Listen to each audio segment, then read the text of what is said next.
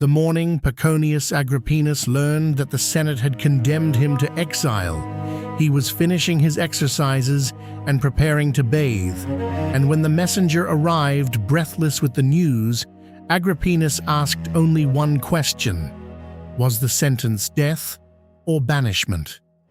The messenger answered that it was banishment, and that his property had been spared. Agrippinus nodded once, called for his sandals, and said, "Then let us go and dine at Aricia." This is the man Epictetus held up to his students, again and again, as the figure of a person who had so thoroughly settled the question of his own character that no decree of the emperor, no summons from the court, no expectation of his peers could move him from the ground on which he stood. Epictetus did not praise him for his courage in the dramatic sense. He praised him for something quieter, something that had been built long before the messenger arrived. He praised him for having decided, well in advance, what kind of thread he was in the garment of the world. We are going to consider this morning a story Epictetus tells about Agrippinus. It is a smaller story than the exile. It concerns a spectacle at the court of Nero, and a question of whether one ought to attend, and an answer so brief and so settled that students were still repeating it generations later when the school at Nicopolis took it up. The story is about social compliance. More precisely, it is about the slow erosion of character that occurs when a person agrees again and again to be present at things their soul has not consented to. The principle is stated most directly in the first book of the Discourses, in the chapter George Long titles, "How One May Preserve One's Proper Character Upon Every Occasion." Epictetus puts the matter this way. Each person, he says, must consider what his own role is. He uses the language of the theatre. There are leading roles and there are minor roles. There is the role of senator and the role of citizen and the role of son. And the question is not which role one has been given, for that is not in our power, but how one plays it. And then he turns to a peculiar image. He asks the student to consider what thread he is in the cloth of the world. Most threads, he observes, are plain. They run alongside the others, indistinguishable, taking the color of whatever dye the cloth is set in. A few threads are different. A few threads are the purple band that runs along the edge of the toga, the band that gives the whole garment its character. These threads, he says, are rare. They are also more difficult. The purple cannot agree to become white merely because it finds itself surrounded by white threads. If it does, the whole garment loses its mark. Here is the principle, then, stated plainly. There are circumstances in which the preservation of one's character requires one to refuse what everyone else is doing. Not because the refusal is dramatic, not because one wishes to be admired for the refusal, but because the alternative, the agreement, the small nod, the showing up where one has been summoned, would dissolve something that cannot be reconstituted afterward.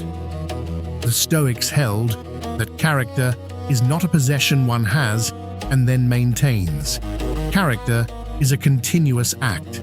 Each compliance, each refusal, each small decision in the matter of where one stands and with whom one is seen contributes to what one is becoming. A character is the running sum of these decisions. There is no separate place where the real self lives, untouched by what the public self has agreed to.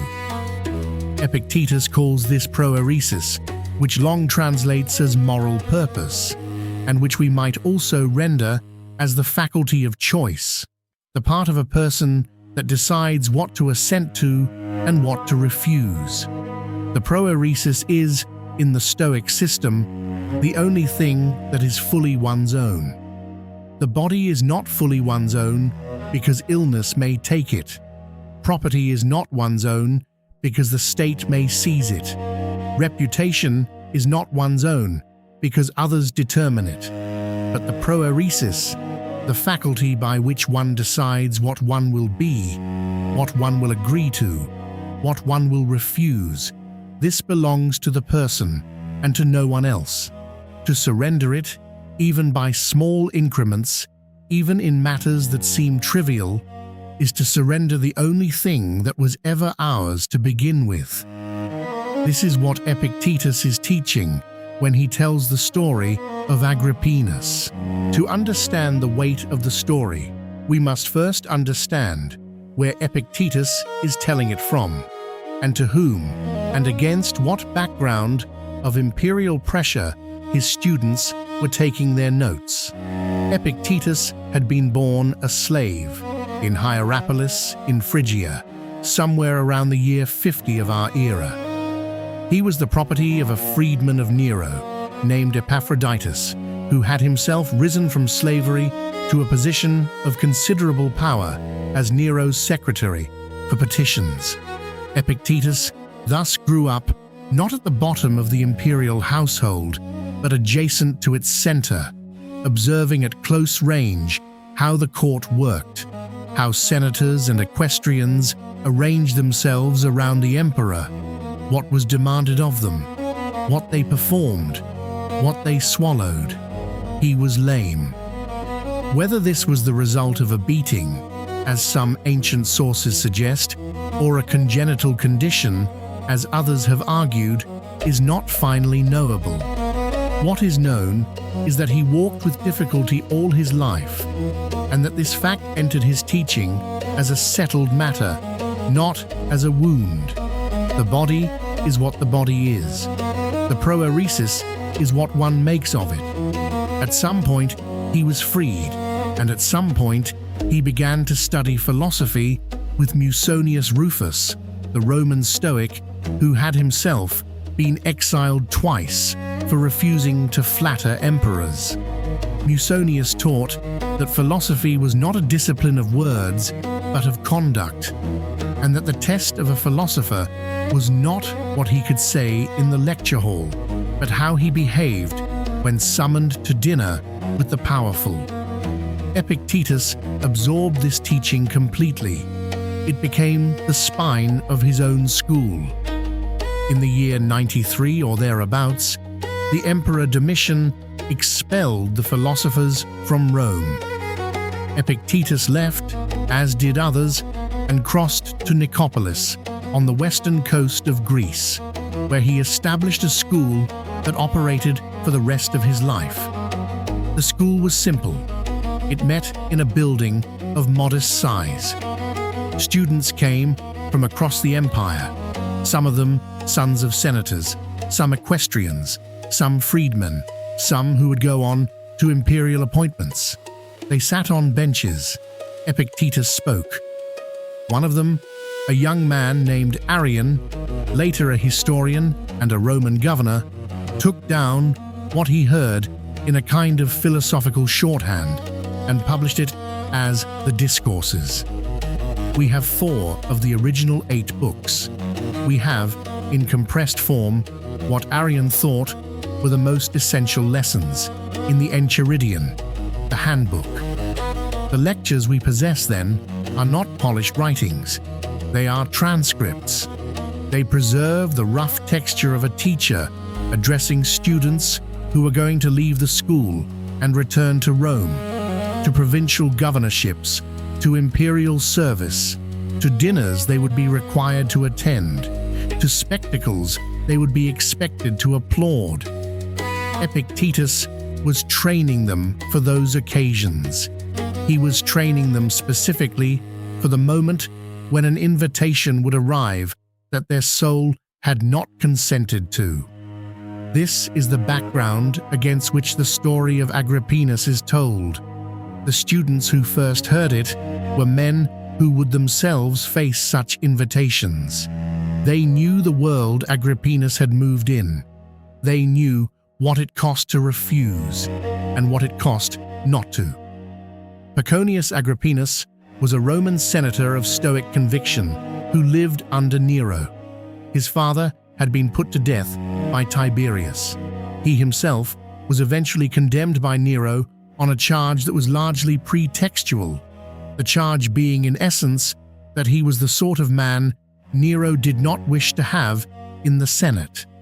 This is the exile we mentioned at the beginning, the exile he received while preparing his bath, after which he proceeded to dine at Aricia, 16 miles down the Appian Way, as though nothing of consequence had occurred. But before that, before the exile, there was the matter of the spectacle. Nero, in the latter part of his reign, took to performing in public. He sang. He played the cithara. He drove chariots. He composed verses and recited them at length. None of this was, by the standards of the Roman senatorial class, the conduct of an emperor. Emperors were expected to watch spectacles, not to perform in them. A senator who appeared on the stage was disgraced. A slave who performed for pay was a slave. The emperor's choice to perform was a deliberate inversion, a way of demanding that the whole governing class endorse, by their applause, the dissolution of the distinction between ruler and performer, between dignity and display. The senators were summoned to these performances. They were required to attend. They were required to applaud. There were claqueurs in the audience whose job was to lead the applause, and there were soldiers at the doors to ensure that no one left until the emperor was finished. Tacitus tells us of senators who fainted from exhaustion, who pretended illness, who in some cases died, or were said to have died, rather than continue to sit through the performances. The attendance was not a courtesy. It was a loyalty test. To be absent was to declare oneself an enemy of the emperor. It is in this setting that Epictetus places the conversation. A certain Florus is debating whether he should appear at one of Nero's spectacles. He is going to perform in some capacity, or he is at least going to be visibly present in a way that constitutes endorsement. He is uncertain. He goes to Agrippinus and asks his advice. Here is the passage in Long's translation, slightly modernized for the ear. Florus asked Agrippinus whether he should go down to Nero's spectacle and perform some part in it himself. Agrippinus replied, "Go down." And when Florus asked, "Why do you not go down yourself?" Agrippinus answered, "Because I do not even deliberate about it." Sit with that answer for a moment. Because I do not even deliberate about it. This is the heart of the lesson. Agrippinus does not say, "I have weighed the matter and decided against attending." He does not say, "I have considered the risks and find the cost too high." He says something stranger and harder. He says that the question does not arise for him. He says that to deliberate about whether to attend would already be to have moved partway toward attending. The deliberation itself would be a kind of compromise, because it would suggest that there was a version of himself for whom the answer could go either way, a version of himself who might, under sufficient pressure or with sufficient inducement, find himself in the stands applauding the emperor's verses. Agrippinus has so settled the matter of his own character that the question is closed before it is asked. Epictetus continues the dialogue. He has Agrippinus elaborate. "For the man," says Agrippinus, "who has once brought himself to think about such things, who has begun to calculate and to weigh the external goods, comes very near to those who have forgotten their own character."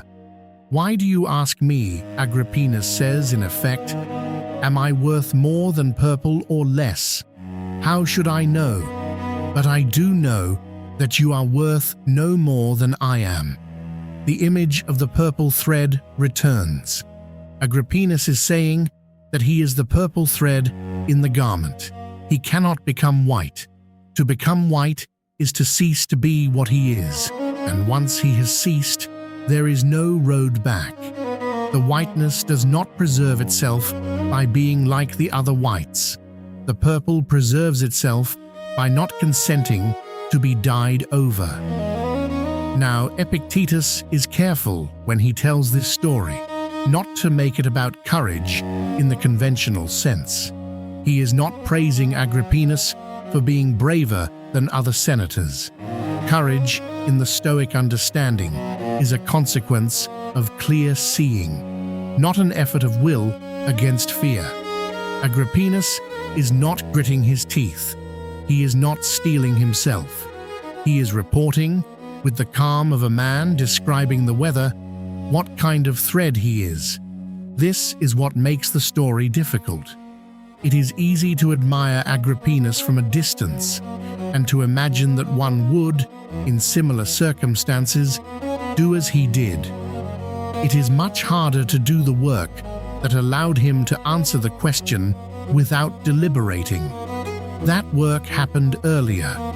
It happened in years of small decisions, in the accumulating sediment of choices about what to attend and what to refuse, what to applaud and what to receive in silence, what to laugh at and what to find unfunny.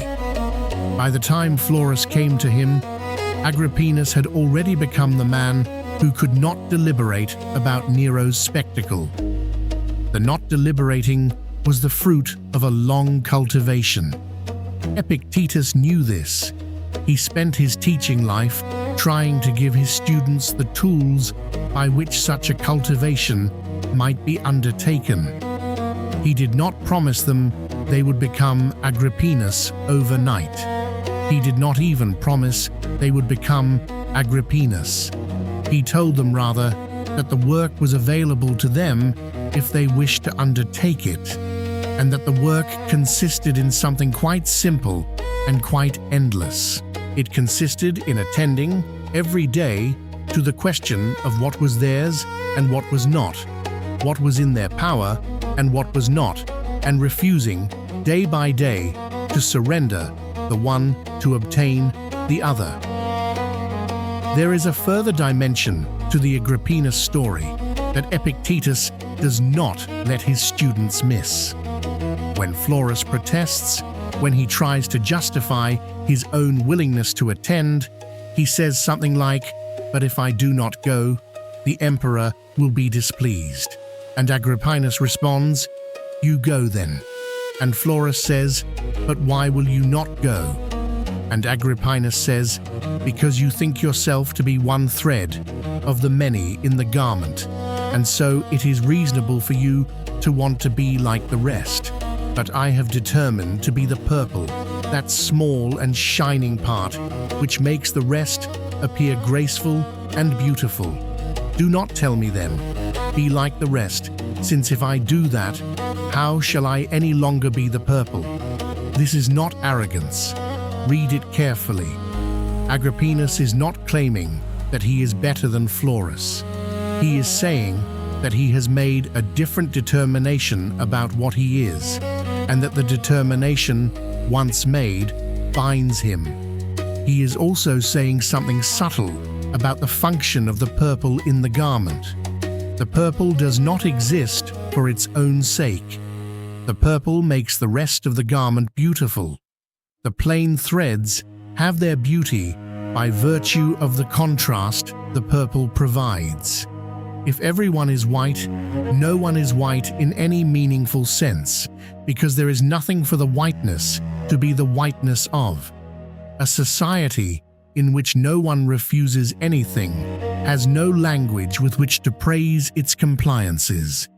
The refusers, the purple threads, are the condition of meaning for the rest. This is a Stoic argument, but it is also a sociological one. Agrippinus is saying that his refusal is not merely a private good, it is a public good. Without people who will not go, the question of whether to go ceases to be a question. The senators who attend Nero's spectacles need, in some part of themselves, to believe that there are men who would not attend, even if those men are punished for it. The existence of such men is what allows the attending senators to continue to think of themselves as men who could have refused, who simply chose, for prudent reasons, not to. Take away the refusers, and the prudent ones lose the fiction of their own freedom. Agrippinus paid for his refusals. We have already mentioned the exile, the bath, the sandals, the dinner at Erysia. Epictetus tells us in another passage that when Agrippinus was on trial, he continued his usual exercises in the morning, his usual writing, his usual conversations with friends, as though the trial were not occurring. He did not, Epictetus is careful to say, pretend that the trial was not occurring.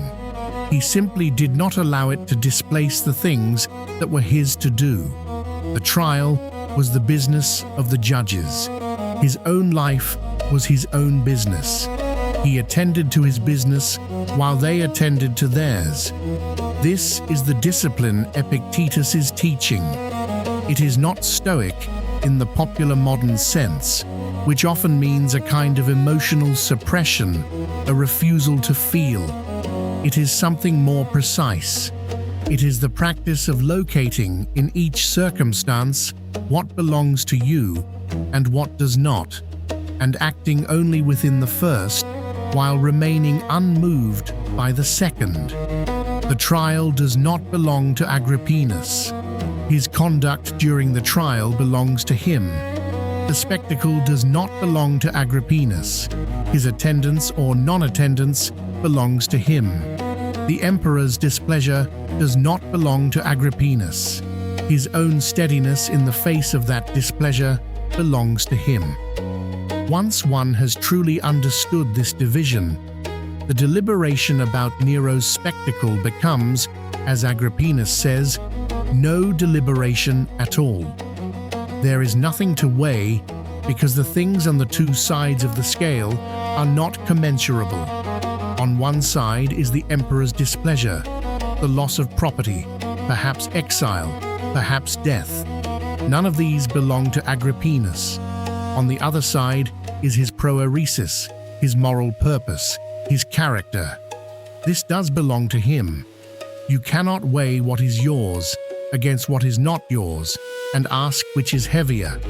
The question does not pass. So what is Epictetus actually teaching when he sets this story before his students at Nicopolis? Let us state it plainly. He is teaching, first, that character is not given. It is made.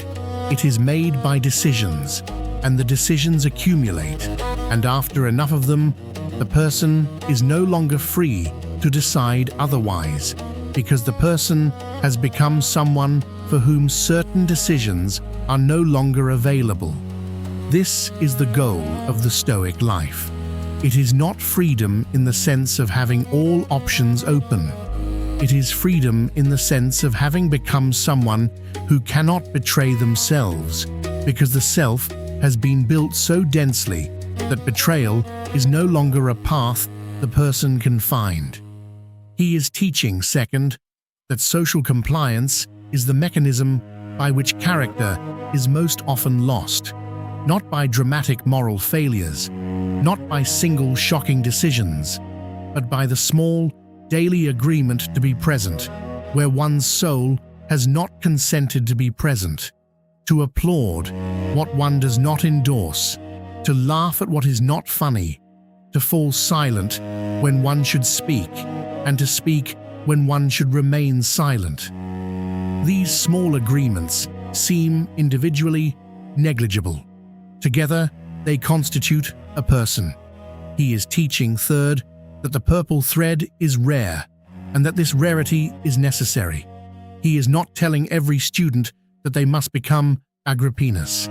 He is telling them that some must, and that the question for each student is whether they are called to that role. The Stoic does not pretend that all roles are equal. The Stoic recognizes that some threads must hold the color, and that those threads pay for it. He is teaching, fourth and most subtly, that the work of becoming such a person is done before the test arrives. By the time Florus comes to Agrippinus with the question of the spectacle, it is too late for Florus to become someone who would refuse without deliberation. Florus can refuse, perhaps, but he will refuse as Florus, with effort and calculation, with weighing and second-guessing. Agrippinus refuses as Agrippinus, which is to say, without refusing at all, in the sense of an internal struggle. The refusal is simply the form his life has taken. This last point is the hardest.